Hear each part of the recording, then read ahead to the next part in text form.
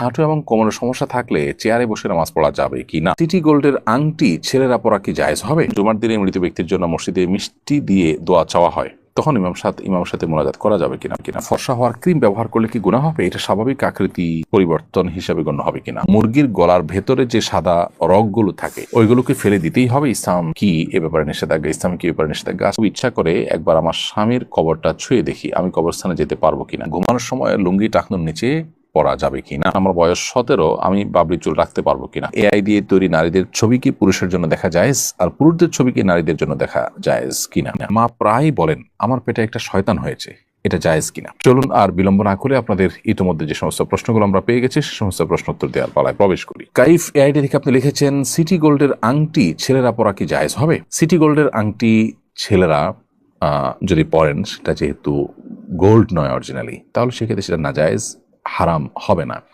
কিন্তু এটা পড়ার ফলে অনেকে এটাকে গোল্ড মনে করবে, আপনার প্রতি কুধারণা পোষণ করবে। এই যে কুধারণার একটা রাস্তা আপনি উন্মোচন করলেন, সেটা তো অনুচিত হবে। সেই বিবেচনায় এটা পরিহার করা উচিত। শান্ত ইসলাম লিখেছেন জুমার দিনে মৃত ব্যক্তির জন্য মসজিদে মিষ্টি দিয়ে দোয়া চাওয়া হয়, তখন ইমামের সাথে মোনাজাত করা যাবে কিনা? প্রথম কথা হলো যে মসজিদে মিষ্টি দিয়ে দোয়া চাওয়ার এই কালচারটা সঠিক কোনো কালচার নয়। মৃত ব্যক্তির জন্য দোয়া, এটার কোনো বিনিময় দেওয়া উচিত নয়। আপনি যদি বলেন যে এটা আমি এমনি মানে সওয়াবের উদ্দেশ্যে খাওয়াচ্ছি, তাহলে সেটা মসজিদে কেন? এখানে তো দোয়ার জন্য বলেছেন, ভালো কথা। আপনি বস্তিতে বহু রাস্তায় বহু গরিব মানুষ আছে, সেখানে দেন। তো এখানে দেওয়াটা মূলত দোয়ার এক ধরনের বিনিময়ের মতো, যেটা না জায়েজ। আর দ্বিতীয়ত হলো যে মসজিদে এ ধরনের মিষ্টি বিতরণের যে কালচারটা, সেটা আসলে এটা দৃশ্যত বিনিময়ের মতোই দেখায়। আর যদি বলেন যেটা মসজিদে আগত মুসল্লিদেরকে আমি খাওয়াচ্ছি মুর্দাকে সওয়াবের আশায়, তাহলে সেটা ইসলামের সওয়াবের উদ্দেশ্যে মানুষকে খাওয়ানো জায়েজ আছে, যেটা সেই যুক্তিতে জায়েজ হতে পারে। আর আপনি দোয়াতেও শামিল হতেই পারেন, দোয়া তো করতেই পারেন মুর্দার জন্য, সেটা ভিন্ন বিষয়। আপনি তাওসিফ হাসান আপনি লিখেছেন একজন মানুষ তার রোগের কারণে সবসময় অপবিত্র হয়ে যায়, সালাত আদায়ের জন্য অজু করে জায়নামাজে দাঁড়ানোর আগেই তার শরীর এবং তার কাপড় অপবিত্র হয়ে যায়। বারবার কাপড় পরিবর্তন করতে গিয়ে তার সালাত আদায়ের ইচ্ছাটাই নষ্ট হয়ে যায়। এমত অবস্থা ওই রোগীর করণীয় কি? বারবার তো এরকম ব্যক্তির পোশাক পরিবর্তন করার দরকার নেই, বরং এরকম অনবরত যখন শরীর থেকে নাপাক বের হতে থাকে, এরকম ব্যক্তি প্রত্যেক ওয়াক্তের জন্য অজু করবেন। অজু করার পর ওই ওয়াক্তের মধ্যে যত খুশি তিনি নামাজ পড়বেন, তেলাওয়াত করবেন, এবং ওই অজুতেই তিনি করবেন। এর মধ্যে ওই নাপাক বস্তু যতবার বের হবে তাতে তার অজু ভঙ্গ হবে না। এবং এই ধরনের ব্যক্তিকে মাজুর বলা হয় শরীয়তের পরিভাষায়, বিধায় তিনি এই অবস্থায় নামাজ পড়বেন। এমনকি তার ওই অবস্থায় যদি কাপড় অপবিত্র হয়, অপবিত্র কাপড় নিয়েই তিনি নামাজ পড়তে পারবেন, কারণ তিনি মাজুর। বিধায় অহেতুক কষ্ট করা এবং এভাবে নিজেকে নামাজের প্রতি আপনার বিরক্ত করে তোলা, এটার একেবারেই প্রয়োজন নেই। বিধায় এ বিষয়ে যথাযথ পদক্ষেপ নিলে ইনশাআল্লাহ বিদিনিল্লাহ এই সমস্যার সমাধান হবে। সাইম ইসলাম আপনি লিখেছেন ঘুমানোর সময় লুঙ্গি টাকনুর নিচে পরা যাবে কি না? ঘুমানোর সময় লুঙ্গি টাকনুর নিচে যদি চলে যায় তাহলে তাতে কোনো অসুবিধা হবে না। বিগত সপ্তাহে সম্ভবত এই প্রশ্নটি এসেছিল এবং এর উত্তর আমরা দিয়েছিলাম। সাধারণ স্বাভাবিক অবস্থাতে একজন পুরুষের লুঙ্গি, পাজামা, প্যান্ট, চাদর, জুব্বা এগুলো টাকনুর নিচে যেন না যায়, সেটা খেয়াল রাখতে হবে। হাদিসে কঠোরভাবে নিষেধ আছে। শোয়ার পরে যদি সেটা চলে যায় তাহলে সেটা আসলে মানুষের একে তো ইচ্ছার বাহিরে, দ্বিতীয়ত এটা সাধারণ এবং স্বাভাবিক অবস্থা নয়, যার কারণে এতে কোনো গুনাহ হবে না ইনশাআল্লাহ তাআলা।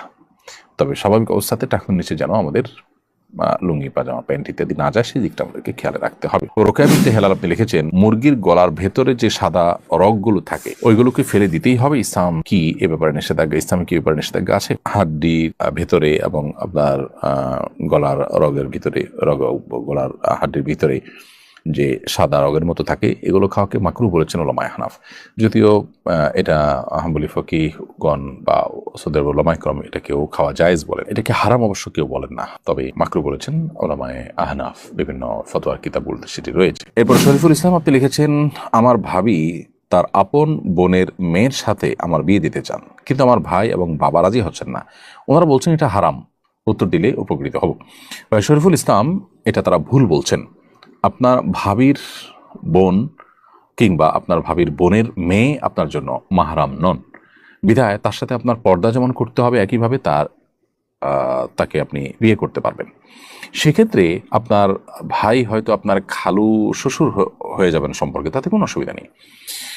অতএব আপনার ভাবির বোনের মেয়েকে আপনি বিবাহ করাতে সেরাই কোনো বাধা নেই। আপনার বাবা বা ভাই বা পরিবারের লোকজন যারা এটাতে বাধা দিচ্ছেন তাদেরকে দক্ষ কোনো আলেমের কাছে নিয়ে যান এবং তাদের সংশয়কে দূর করবার চেষ্টা করেন। লিয়া আক্তার লিখেছেন, আমার খুব ইচ্ছা করে একবার আমার স্বামীর কবরটা ছুঁয়ে দেখি আমি কবরস্থানে যেতে পারবো কিনা।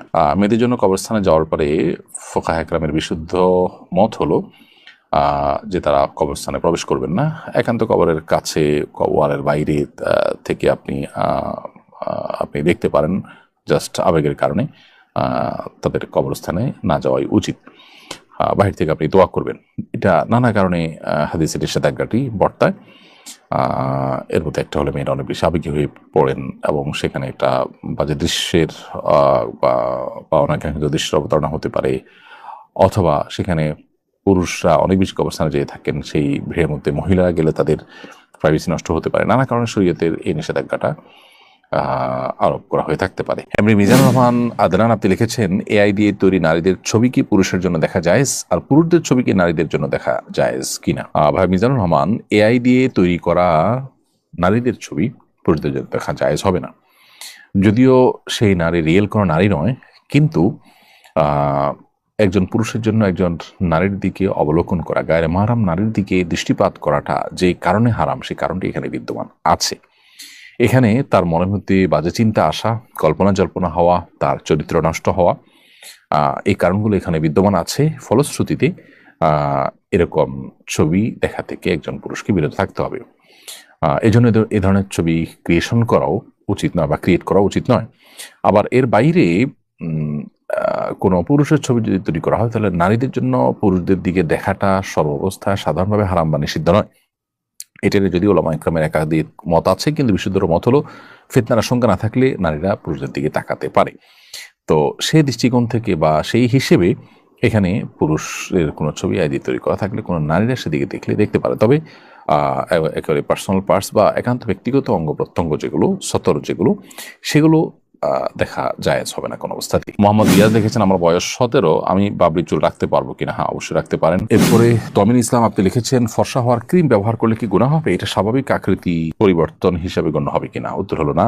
ফর্সা হওয়ার ক্রিম ব্যবহার করলে আসলে আমাদের আকৃতি পরিবর্তন বলতে যেটা বোঝায় সেরকম কিছু হয় না, বিধায় এটা ব্যবহার করা হারাম হবে না। তবে আমরা যখন প্রসাধনী ব্যবহার করব, সতর্ক থাকতে হবে এগুলোতে হারাম কোনো উপাদান আছে কিনা। আমরা খাদ্য গ্রহণের ক্ষেত্রে, পানীয় গ্রহণ করার ক্ষেত্রে হালাল হারাম বাজ বিচার করলেও আমরা অনেকেই জানি না যে প্রসাধনী ব্যবহারের ক্ষেত্রে হালাল হারাম বাজ বিচার করার বিষয়টা রয়েছে। আপনি দেখবেন যে ইয়াহুদি যে পণ্যগুলো বয়কট করার জন্য আহ্বান করা হয়, তাদের পণ্যগুলোর তালিকার মধ্যে সবচেয়ে দীর্ঘ তালিকা হলো এই প্রসাধনী রিলেটেড পণ্যগুলো। এই পণ্যগুলোর মাধ্যমে অনেক হারাম বস্তু আমাদের শরীরে প্রবেশ করানো হয়ে থাকে। আমরা এগুলো যখন ব্যবহার করি, নানাভাবে এগুলো আমাদের শরীরে প্রবেশ করে, আমরা সেই দিকটাকে অনেকে খেয়াল করি না। অতএব সেখানে হালাল হারাম বিষয়টাকে বিশেষভাবে আমাদের বিবেচনা আনতে হবে। তবে মৌলিকভাবে ফর্সা ক্রিম ব্যবহার করাটা নিষিদ্ধ নয়। সাইম ইসলাম আপনি লিখেছেন, হাঁটু এবং কোমরের সমস্যা থাকলে চেয়ারে বসে নামাজ পড়া যাবে কি না? ভাই সাইম ইসলাম, হাঁটু এবং কোমরে যদি এত বেশি অসুবিধা থাকে, এত বেশি অসুস্থ থাকে এবং ব্যথা থাকে যে আপনি রুকু সেজদার জন্য যে মুভমেন্ট সেটা করতে পারেন না, কোনোভাবে অসহনীয় কষ্ট হয়, অসুস্থ হয়, তাহলে সেক্ষেত্রে আপনি চেয়ারে বসে নামাজ আদায় করতে পারবেন। আর যদি সমতলে বসে বসে সালাত আদায় করার সুযোগ থাকে, তাহলে সেটা আপনি করবেন। সেটা যদি না হয়, তাহলে চেয়ারে বসে নামাজ আদায় করতে পারেন। কিন্তু যে অপারগ হলে তখন শুধুমাত্র একটু অস্বস্তি লাগছে বা একটু কষ্ট হচ্ছে, এটার উপর ভিত্তি করে আপনি চেয়ারে বসে নামাজ পড়া শুরু করলে সেটি সঠিক হবে না। এরপরে প্রশ্ন করেছেন মোহাম্মদ নুরুল্লাহ, আপনি লিখেছেন, মা প্রায়ই বলেন আমার পেটে একটা শয়তান হয়েছে, এটা জায়েজ কিনা? প্রথম কথা হলো যে মানুষকে শয়তান বলে আখ্যায়িত করা উচিত নয়। এটি এক প্রকারের গালি, এক ধরনের মন্দ উক্তি। কারণ শয়তান শব্দের অর্থ হলো মূলত আল্লাহর রহমত থেকে যে দূরে সরে গেছে, যেটা শয়তানের ক্ষেত্রে, ইবলিসের ক্ষেত্রে যেমন ফিট হয়, মানুষরূপী কিছু লোক আছে তাদের ক্ষেত্রেও অনেক অংশে এই শয়তানিক কর্মকাণ্ডের মাধ্যমে তাদের ক্ষেত্রেও ফিট হয়। কিন্তু কোনো ব্যক্তি বিশেষকে জাস্ট একটু দুষ্ট প্রকৃতি হওয়ার কারণে তাকে শয়তান বলা অনুচিত। নিজের সন্তান হলেও তাকে শয়তান না বলা উচিত। প্রথমত, সাধারণত মানুষ আল্লাহর রহমত থেকে দূর হয়ে গেছে এটা আমরা বলতে পারি না, কারণ আমরা জানি না সে আসলে আল্লাহর রহমত থেকে দূর হয়ে গেছে কিনা। শয়তানীয় কর্মকাণ্ডের কারণে আপনার জিনের পাশাপাশি মানুষকেও শয়তান বলা হয়েছে, কিন্তু সেটা হলো জেনারেল কথা। আপনার কোনো ব্যক্তি বিশেষকে, কোনো মুসলমানকে শুধু একটু দুষ্ট প্রকৃতি হওয়ার কারণেই তাকে আপনি দুষ্ট বলেন, অন্য অনেক কথা বলেন, কিন্তু শয়তান বলবেন না। নবী করিম সাল্লাল্লাহু আলাইহি সাল্লাম তিনি লাআন তাআন ছিলেন না, অশ্লীল কথা, কটু কথা, বদদোয়ামূলক কথা, এই ধরনের কথা তিনি বলতেন না, গালমন্দ টাইপের কথা এগুলো তিনি বলতেন না। সো সেই সমস্ত জায়গা থেকে এ ধরনের মন্তব্য না করাই উচিত।